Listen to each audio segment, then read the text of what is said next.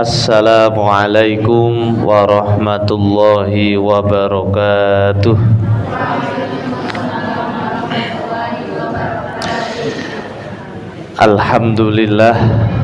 Alhamdulillahi rabbil alamin. Wassalatu wassalamu ala asyrafil anbiya'i wal mursalin, habibina wa syafi'ina Muhammadin sallallahu alaihi wasallam wa ala alihi wa ashabihi wa man sanna bi sunnatihi ila yaumiddin. Qala Allah ta'ala fi kitabihil karim, a'udzu billahi minasy syaithanir rajim. Wal yakhshal ladzina law taraku min khalfihim dzurriyyatan dhi'afan khafu 'alaihim falyattaqullaha wal yaqulu qawlan sadida. Shadaqallahul azim. Amma ba'du. Yang kami hormati segenap pimpinan ranting, yang kami hormati segenap pimpinan ranting Muhammadiyah, pimpinan Aisyah, yang kami hormati pengasuh dari PAY Muhammadiyah Wonosobo, yang kami hormati seluruh bapak ibu, hadirin wal hadirat, serta anak-anakku, santri-santriwati yang kami cintai, kami banggakan. Alhamdulillah, puji dan syukur marilah tiada henti kita panjatkan kehadirat Allah Subhanahu wa ta'ala yang telah melimpahkan nikmat tak terhingga, terutama nikmat iman dan Islam, sehingga di malam hari yang penuh berkah ini kita masih dikumpulkan dalam majelis yang mulia dalam keadaan sehat walafiat tanpa suatu kekurangan apapun.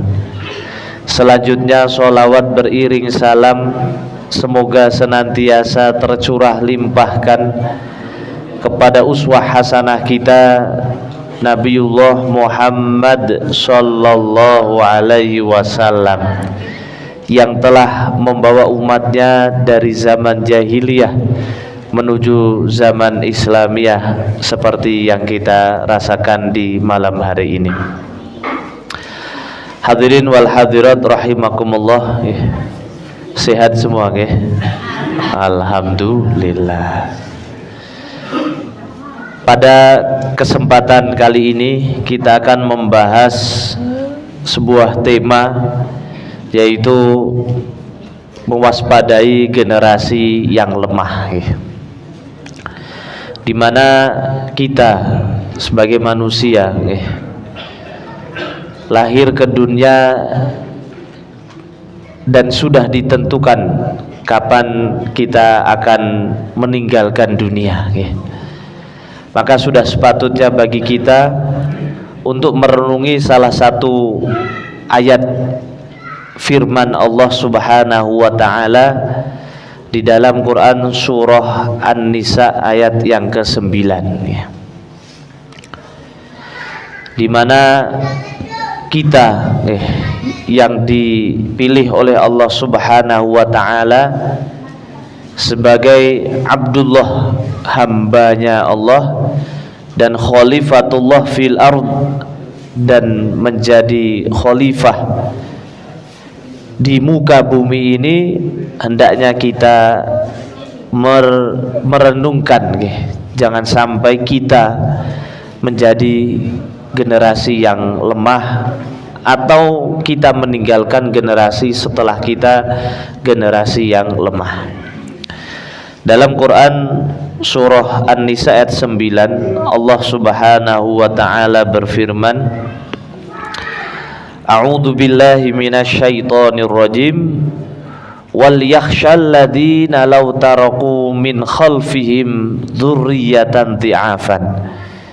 Yang artinya, dan hendaklah takut kepada Allah Subhanahu wa ta'ala orang-orang yang seandainya meninggalkan di belakang mereka dzurriyyatan dhi'afan, anak keturunan yang lemah. khafu alaihim, yang mereka khawatir terhadap mereka sendiri, yaitu khawatir tentang kesejahteraan, tentang makan dan minumnya, padahal Allah Subhanahu wa taala telah menuliskan, menakdirkan rizki kita bahkan sebelum langit dan bumi ini diciptakan.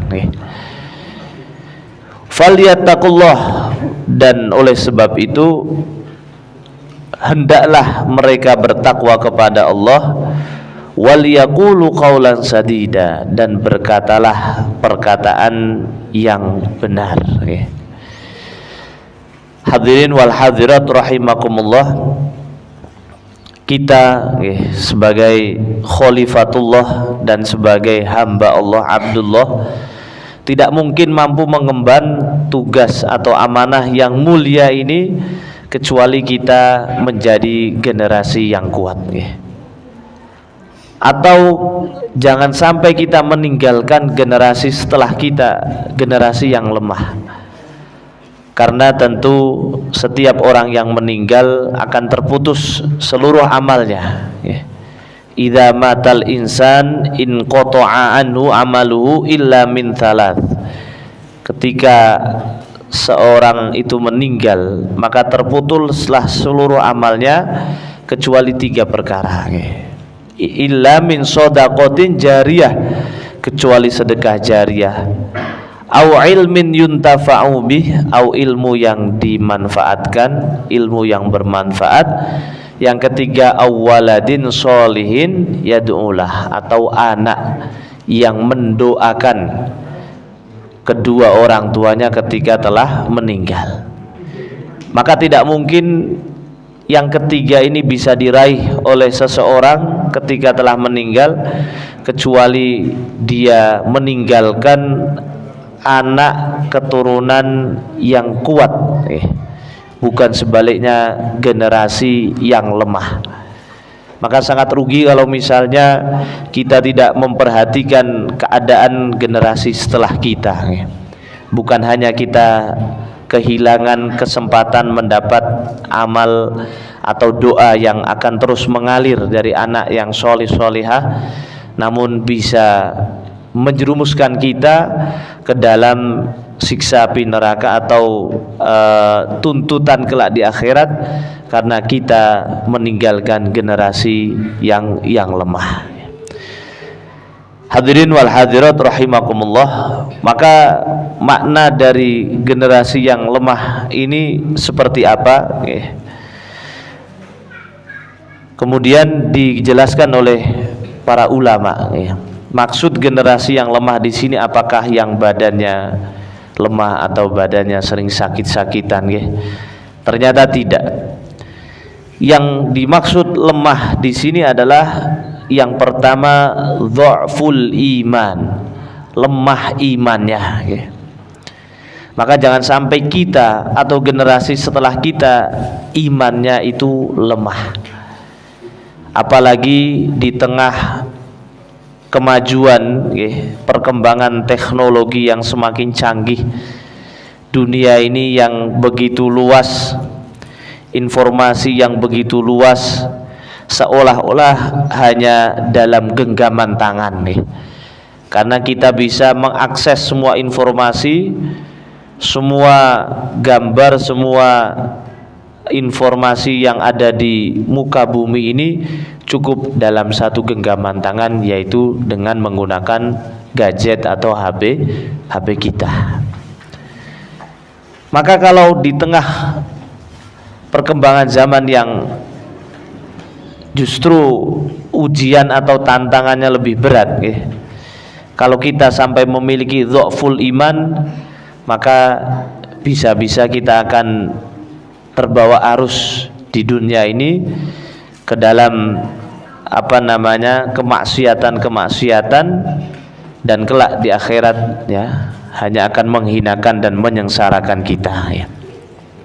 Sebaliknya dengan kuwatul iman, dengan iman yang kuat, kemajuan teknologi ini justru akan membantu kita untuk semakin meningkatkan iman dan takwa kita. Yang tadinya kita mungkin capek lagi membaca Al-Quran, dengan adanya HP kita bisa mendengarkan Al-Quran. Yang tadinya kita silaturahmi harus datang ke rumah, namun karena sedang tidak sempat maka kita silaturahmi dalam media sosial atau dengan menggunakan HP. Maka hadirin wal hadirat rahimakumullah, dalam kisah di dalam Al-Quran, Allah Subhanahu wa ta'ala mengisahkan tentang seorang ahlul hikmah yang bernama Luqman Al-Hakim. Dalam Quran surah Luqman ayat yang ke-13, Allah Subhanahu wa ta'ala berfirman, a'udzubillahi minasyaitonir rajim, wa idh qala Luqmanu libnihi wa huwa ya'iduhu ya bunayya la tusyrik billah. Dan ingatlah ketika Luqman berkata kepada anaknya di waktu dia memberi pelajaran kepadanya, ya bunayya, wahai anakku, la tusyrik billah, janganlah kamu mempersekutukan Allah, inna syirka la dzulmun adzim, sesungguhnya syirik ini termasuk sesungguhnya mempersekutukan Allah adalah benar-benar kezaliman yang besar. Maka syirik ini tanda kelemahan bahkan kebinasaan dari iman seseorang. Maka Luqman menasihati putranya yang pertama kali sebelum nasihat untuk ibadah, nasihat untuk memiliki akhlak yang mulia, beliau menasihati yang pertama adalah nasihat tentang iman. Jangan sampai iman ini lemah. Maka kita perhatikan keadaan di sekitar kita. Orang itu mengambil barang orang lain atau mengambil harta orang lain. Di zaman ini justru banyak orang-orang yang melakukan hal tersebut, mereka adalah orang-orang yang kaya, bukan orang yang kurang harta. Contoh orang-orang yang korupsi, kira-kira mereka termasuk orang yang mampu atau tidak mampu? Mampu. Akan tetapi apa? Karena lemahnya iman, maka sebanyak apapun harta tidak akan menjadikan puas, menjadikan cukup, sehingga dia tetap akan melakukan kemaksiatan dengan korupsi tadi. Sebaliknya, kisah tentang seorang sahabat di zaman Ibnu Umar, ketika Ibnu Umar radhiyallahu anhu berjalan di padang pasir, tidak ada seorang pun yang melihat, maka Ibnu Umar bertemu dengan seorang pengembala. Dia hanya bekerja sebagai pengembala domba milik tuannya. Maka Ibnu Umar bertanya, wahai saudaraku, bolehkah aku beli satu kambing dengan harga yang mahal? Istilahnya dengan harga yang berkali lipat lebih mahal dibanding harga pada umumnya. Namun karena pengembala ini memiliki iman yang kuat, dengan iming-iming harta yang berlipat ganda sekalipun, karena tidak diridhoi oleh Allah, maka pengembala ini menjawab, tidak, aku tidak akan menjual kambing ini karena ini bukan milikku, ini milik tuanku. Maka Ibnu Umar memberikan pertanyaan lagi, menguji lagi, kalau begitu tidak apa-apa, lagian tuanmu pasti tidak mengetahui berapa banyak kambingnya, kemudian kurang satu pun juga dia tidak tahu. Maka hamba Allah yang imannya kuat ini, walaupun tidak memiliki banyak harta, bekerja hanya sebagai pengembala, dengan iming-iming seperti apapun dia tetap menolak, karena dia yakin Allah Subhanahu wa ta'ala maha mengetahui, maha melihat, walaupun tuannya tidak melihat. Akhirnya Ibnu Umar yakin bahwa pengembala ini merupakan seorang mukmin yang sejati, yang layak untuk dimuliakan, akhirnya dimerdekakan. Di dunia mulia, di akhirat tentu akan lebih mulia lagi. Maka orang itu mengambil harta orang lain ataupun tidak, bukan karena banyak atau sedikitnya harta, namun karena lemah atau kuatnya iman yang ada di dalam jiwanya. Maka jangan sampai kita menjadi generasi yang lemah, dan indikator yang pertama generasi yang lemah adalah generasi yang dhaful iman, imannya lemah. Kalau kita melihat hal yang lain, seorang mampu menggunakan HP-nya untuk hal-hal yang positif, bijak menggunakan HP-nya. Kira-kira orang yang sudah ilmunya tinggi, orang yang sudah hafalannya banyak, apakah menjamin bisa bijak dalam menggunakan HP? Belum tentu. Itu semua bergantung dengan apa? Iman yang ada di dalam hatinya.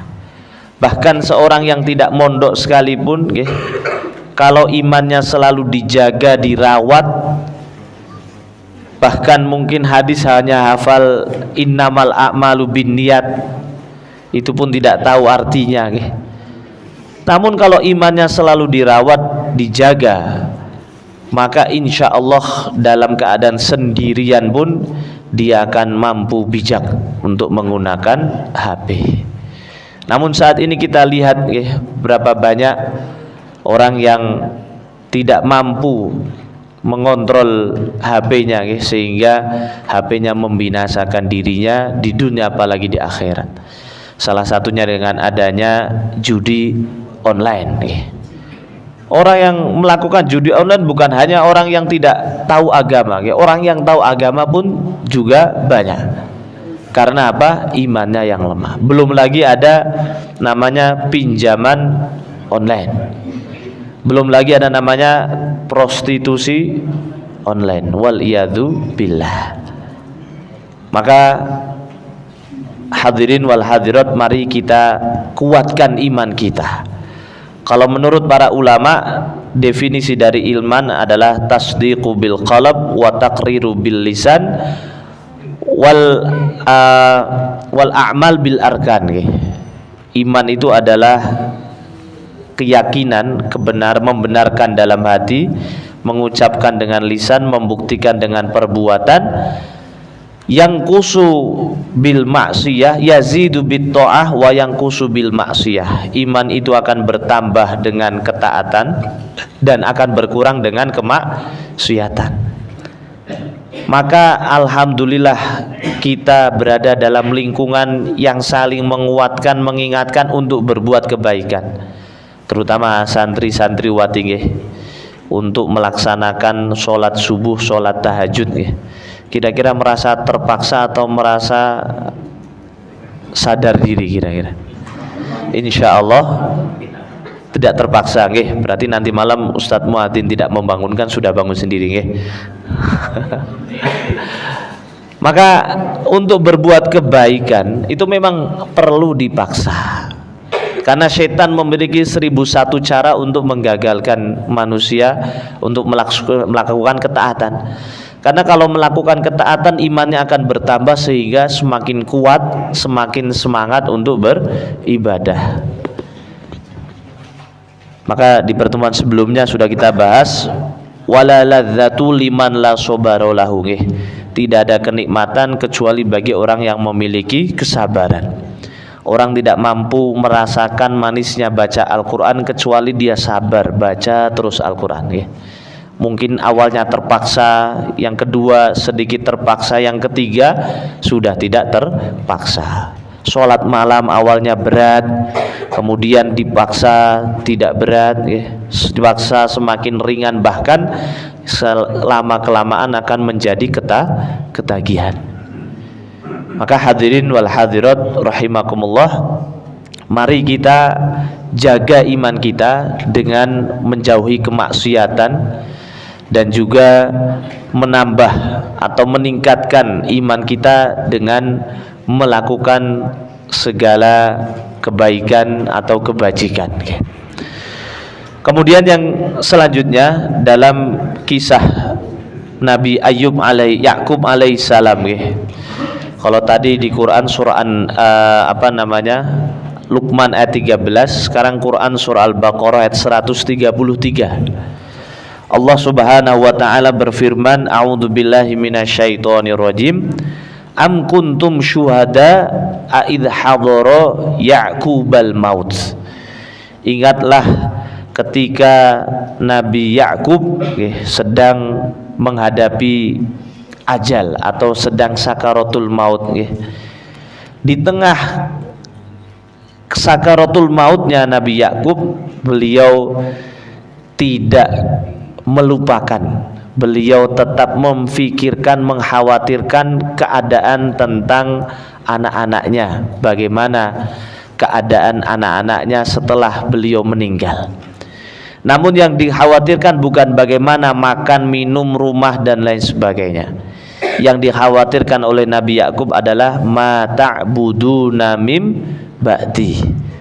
Apa yang akan kalian sembah setelah aku ini meninggal. Maka inilah seorang mukmin yang sejati, yang selalu dikhawatirkan adalah bagaimana keadaan imannya, bagaimana tentang ibadahnya. Kemudian anak-anaknya karena dididik, ditumbuh dan kembangkan dalam keluarga yang baik, yang soleh-solihah, maka mereka pun menjawab, qalu na'budu ilahaka wa ilaha abauna, qalu na'budu ilahaka wa ilaha abauna Ibrahima wa Ishaq wa Ismaila wa Ishaqo. Kita akan menyembah Tuhan engkau, Tuhan ayahnya yaitu Allah Subhanahu wa ta'ala, dan Tuhan nenek moyangnya yaitu dari kakeknya Nabi Ibrahim, Nabi Ismail, Nabi Ishak, yang mereka sembah satu Tuhan yang sama yaitu Allah Subhanahu wa ta'ala.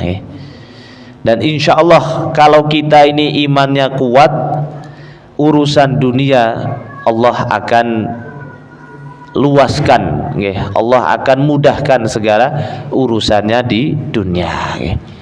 Maka yang pertama, jangan sampai kita termasuk ke dalam golongan orang-orang yang lemah iman. Kemudian yang kedua adalah dha'ful ibadah. Maksud dari generasi yang lemah yang dikhawatirkan ini adalah dha'ful ibadah, lemah dalam beribadah. Ibadahnya minimalis, biasanya hanya yang wajib-wajib saja. Itu pun kadangkala kalau tidak ada yang melihat, sholatnya secepat kilat. Wal iyadzu billah. Maka antara dha'ful iman dan dha'ful ibadah, kelemahan iman dan kelemahan ibadah, ini dua hal yang saling berkaitan.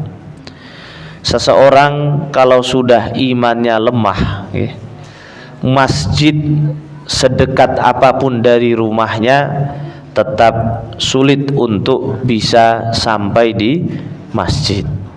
Karena memang namanya ibadah itu tidak lain karena iman, yang pertama. Yang kedua adalah karena pertolongan atau hidayah dari Allah Subhanahu wa ta'ala. Maka orang yang mampu pulang pergi dari satu masjid ke masjid yang lainnya, kita lihat justru bukan mereka yang paling muda, paling kuat, paling berotot, namun mereka biasanya yang sudah sepuh karena sudah ingat mati mungkin. Namun dengan mengingat kematian, iman akan tumbuh subur di dalam jiwa kita. Kemudian orang yang mampu bersedekah itu bukan orang yang paling kaya. Qarun laknatullah alaih, walaupun hartanya bergudang-gudang, kalau tidak ada iman, maka sulit untuk bisa membelanjakan hartanya di jalan Allah. Orang yang mampu memaafkan orang lain, bukan orang yang paling kuat, namun orang yang paling baik imannya, bukan yang paling mulia jabatannya. Buktinya banyak justru orang yang jabatannya tinggi namun sulit untuk memaafkan. Maka hadirin wal hadirat rahimakumullah, mari kita kuatkan ibadah kita, karena kuatnya ibadah menandakan kuatnya iman, dan semakin kuat ibadah akan semakin kuat imannya. Hadirin wal hadirat rahimakumullah, Allah Subhanahu wa taala telah memberi peringatan kepada kita dalam Quran surah Maryam ayat 59. Allah Subhanahu wa taala berfirman, A'udzu billahi minasyaitonir rajim. Fa khalafa min ba'dihim khalfun adha'us shalah. Yang artinya kemudian datanglah setelah mereka generasi pengganti khalfun, generasi pengganti adha'us shalah, generasi pengganti yang mengabaikan salat. Wattaba'us syahawat, dan mengikuti hawa nafsu. Fasawfa yalqawna ghayya, mereka kelak akan tersesat. Maka kita lihat dengan adanya HP, dengan adanya kemajuan teknologi ini, berapa banyak pemuda-pemudi remaja yang menunda-nunda sholatnya karena alasannya sedang asik main HP atau main game dan lain sebagainya. Maka kalau sudah sering menunda sholat, pasti akan menjadikan dirinya berani meninggalkan sholat. Kalau sudah berani meninggalkan sholat, maka rukun Islam yang lainnya akan lebih berani lagi untuk ditinggalkan. Ada orang yang sudah umur 40-50 tahun, ketika bulan Ramadan tidak puasa tanpa udzur yang syar'i. Bukan karena tidak kuat Bapak Ibu sekalian, namun kembali lagi karena imannya lemah. Yang kemudian kedua adalah dhaful ibadah. Ibadah yang paling utama itu adalah sholat, sehingga kalau sholat itu sudah tidak terjaga, ibadah yang lain pun akan mudah sekali untuk terabaikan. Wal iyadu billah. Kemudian yang kedua, wattaba'us syahawat, mengikuti hawa nafsunya. Pokoknya yang penting pengennya seneng, yang penting pengennya mengikuti apa yang diinginkan oleh hatinya, sehingga apa? Tabrak sana tabrak sini, tidak memperhatikan aturan atau syariat Allah Subhanahu wa ta'ala. Maka yang kedua adalah dhaful ibadah, lemahnya dalam beribadah. Itu berkaitan erat dengan yang namanya dhaful iman, kelemahan iman. Kalau kita mau jujur, dalam sehari kita sholat 5 waktu, kemudian di setiap waktu sholat, kira-kira waktu yang digunakan untuk sholat subuh atau zuhur atau asar, satu sholat tadi sampai 10 menit kurang, lebih, atau terlalu sisa. Kira-kira 10 menit untuk sholat subuh, anak-anak cukup, kurang, atau kelebihan waktunya?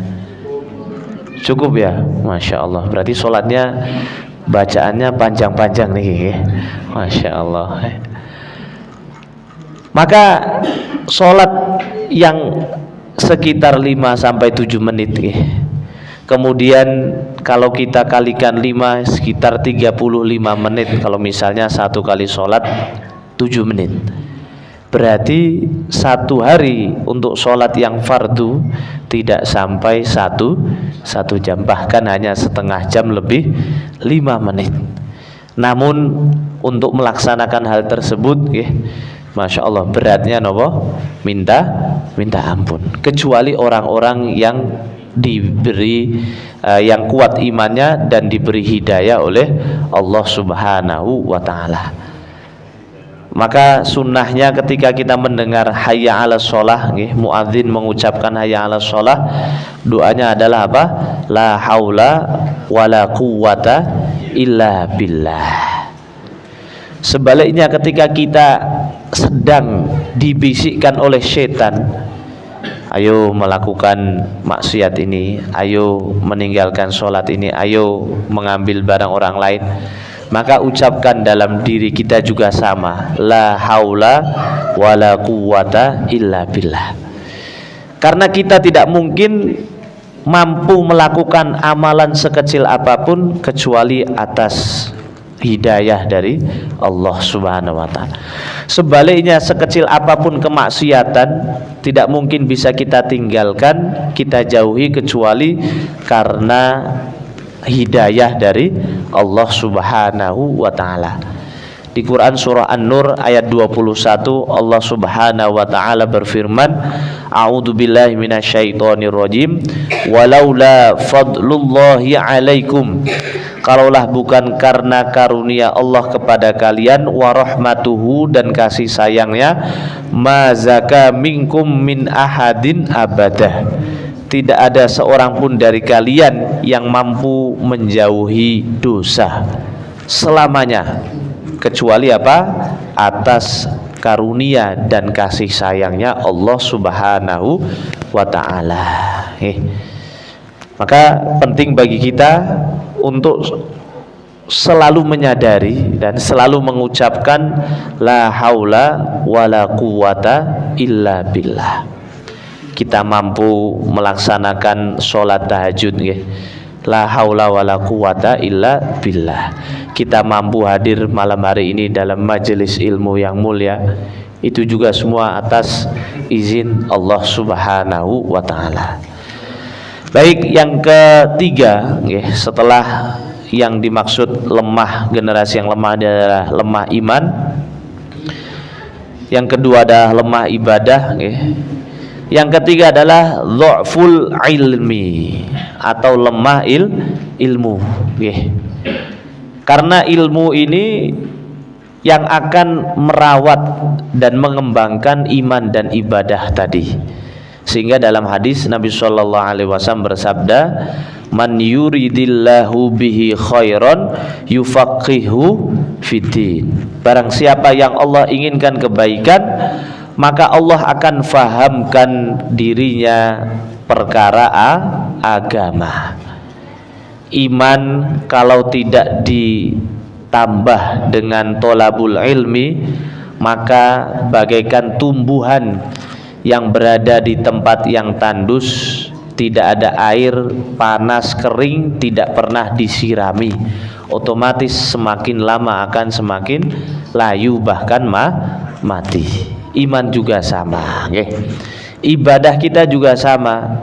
Kita tidak mungkin bisa sholat dengan baik dan sempurna, menutup aurat dengan baik dan sempurna. Kita tidak bisa membaca Al-Quran dengan baik dan sempurna kecuali dibarengi dengan ilmu.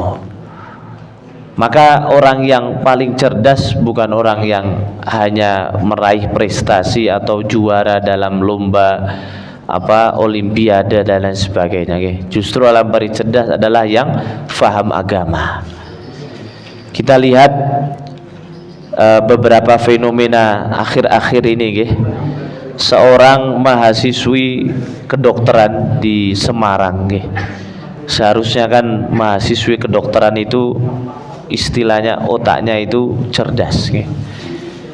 Namun karena lemahnya iman, lemahnya ibadah, lemahnya ilmu agamanya lemah, sehingga ketika ada masalah dia memilih untuk bunuh diri. Sama saja menambah masalah dengan masalah. Namun kita lihat orang yang faham agama, yang kita rasa mungkin jauh lebih berat ujian atau masalah yang dihadapi, namun karena kuatnya iman, kuatnya ibadah, kuatnya ilmu, mereka masih mampu tersenyum, mereka masih mampu tegar di tengah-tengah ujian yang besar. Kita lihat di media sosial bagaimana saudara-saudara kita di Palestina yang ketika anaknya meninggal semua, ketika mungkin istrinya atau suaminya meninggal, yang mungkin orang tuanya meninggal karena dibom oleh Israel, namun mereka masih tegar. Mereka tidak ada wajah-wajah putus asa, depresi atau bahkan bunuh diri. Mereka memang menangis karena namanya menangis itu kan manusiawi. Namun di balik itu mereka bisa tegar. Bahkan mereka justru bangga karena saudaranya meninggal syahid di jalan Allah Subhanahu wa ta'ala. Maka semua ini bisa terjadi karena tadi kuatnya iman, kuatnya ibadah, dan kuatnya ilmu agama. Imam Syafi'i rahimahullah ta'ala mengatakan, man aradad dunya fa'alaihi bil ilmi. Barang siapa menginginkan dunia, hendaknya hendaknya dengan ilmu. Wa man aradal akhirah fa'alaihi bil ilmi. Dan barang siapa yang menginginkan akhirat, kesuksesan di akhirat, maka hendaknya dengan ilmu. Wa man aradahuma fa'alaihi bil ilmi. Dan barang siapa menginginkan kedua-duanya, maka hendaknya dengan ilmu.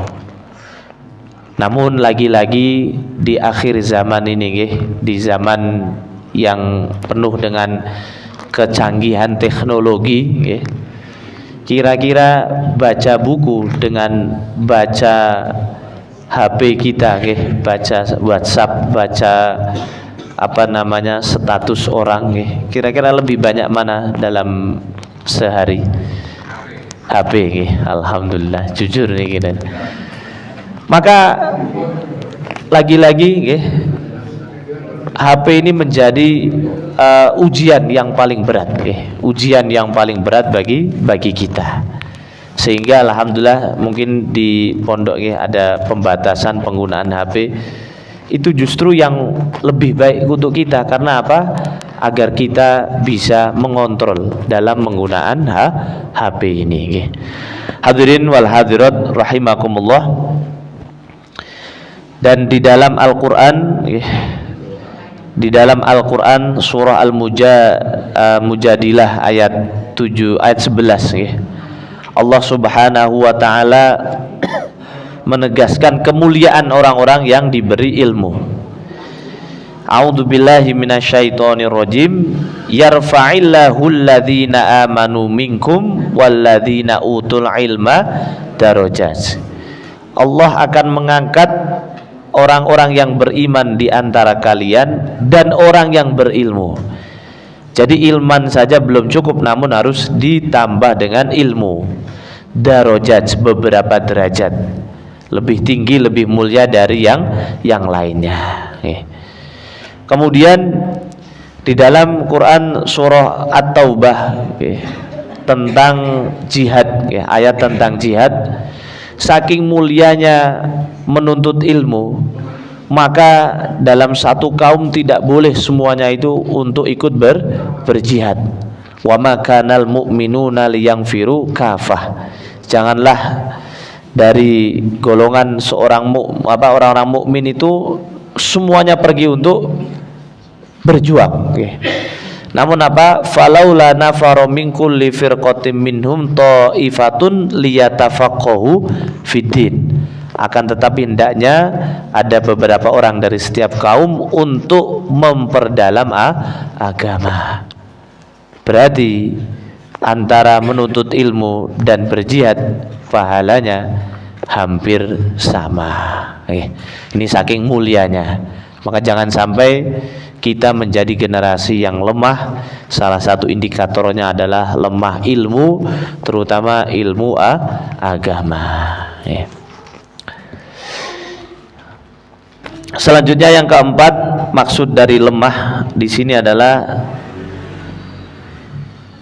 dha'ful mal, lemah harta, lemah ekonomi. Namun yang paling penting bahwa kekayaan seseorang itu letaknya di dalam hati. Hati yang paling bersyukur dialah orang yang paling kaya. Namun kalau dilihat dari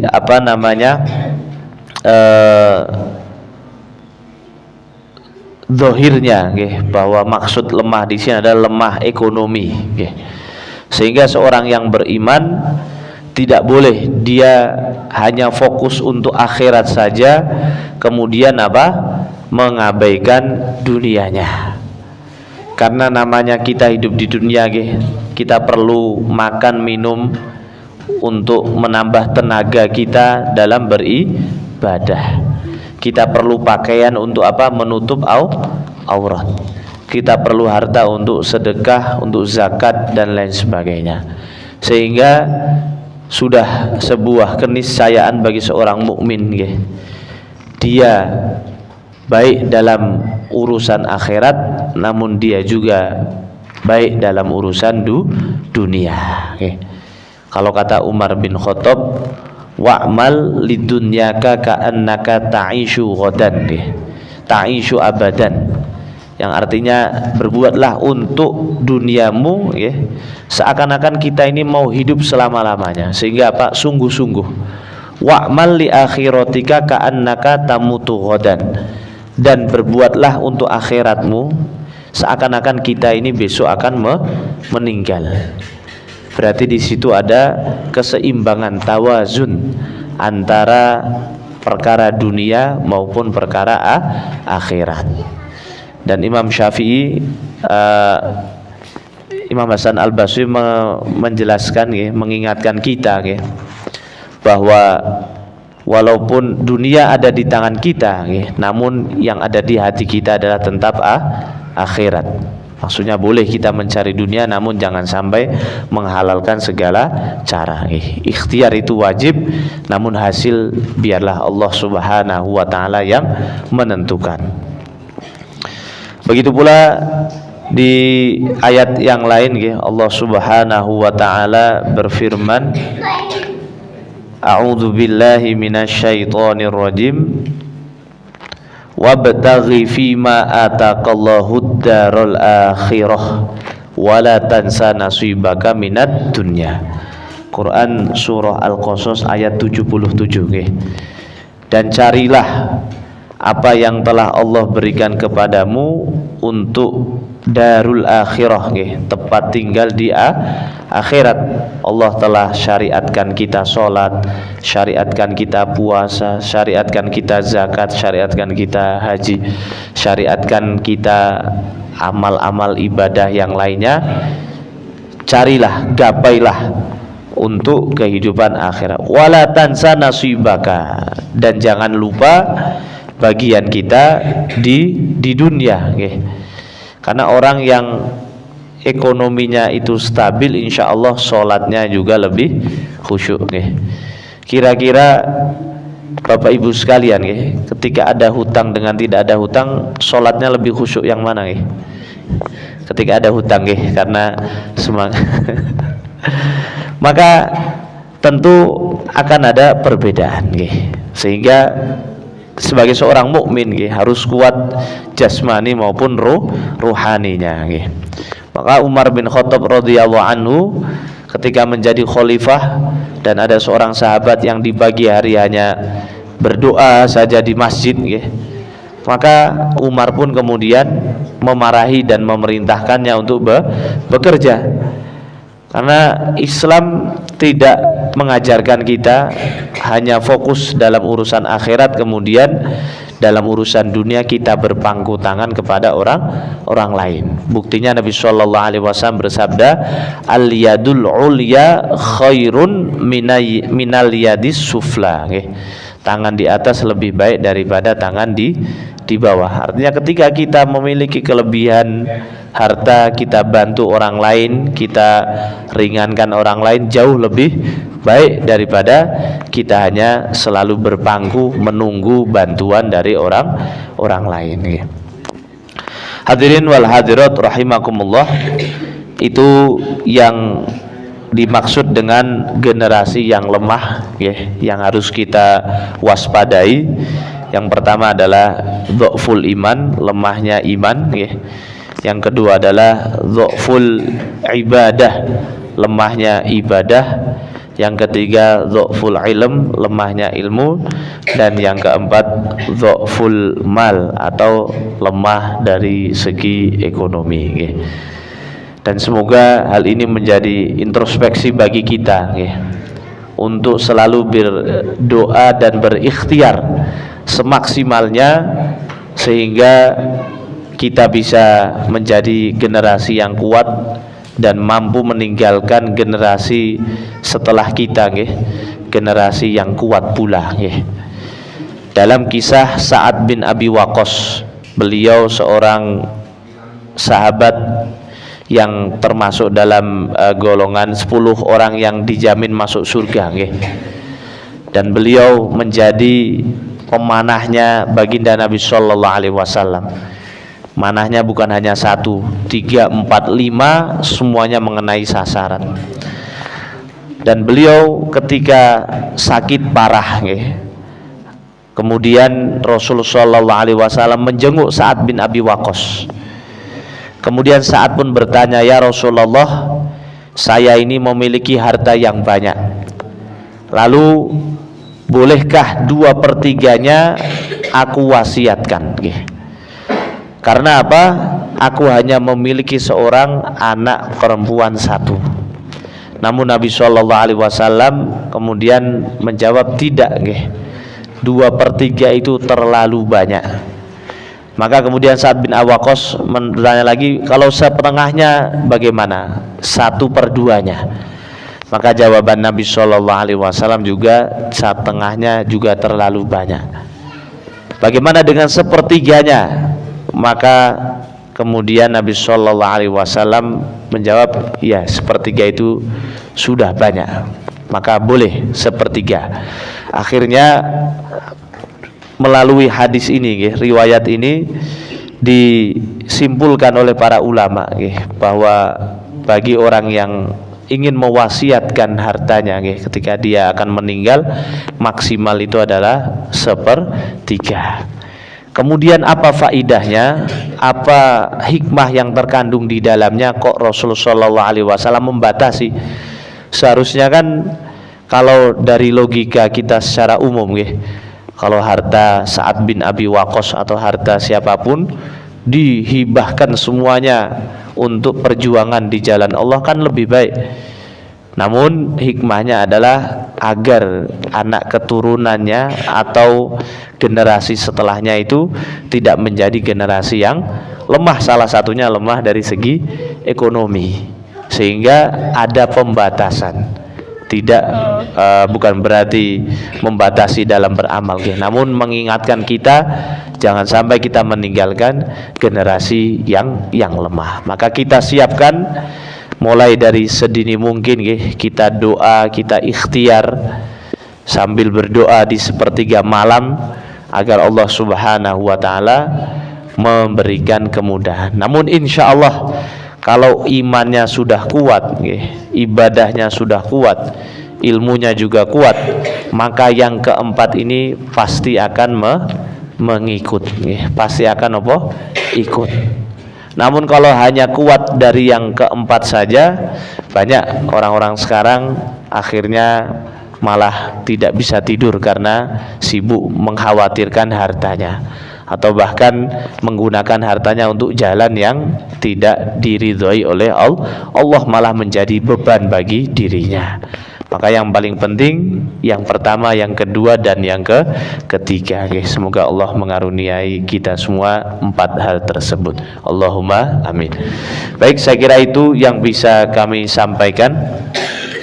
Ini masih ada 5 menit. Apa ada pertanyaan dari adik-adik santri-santriwati atau bapak ibu sekalian? Tidak ada, alhamdulillah. Berarti sudah kuwatul ilm, sudah kuat ilmunya semua nih, berarti tidak perlu ada pertanyaan lagi. Mungkin itu yang bisa kami sampaikan dari awal sampai akhir. Kami mohon maaf apabila ada kekurangan, kekhilafannya. Usikum wa iyaya nafsi bitaqwallah faqad fazal muttaqun. Wabillahi taufiq wal hidayah. Wassalamu alaikum warahmatullahi wabarakatuh.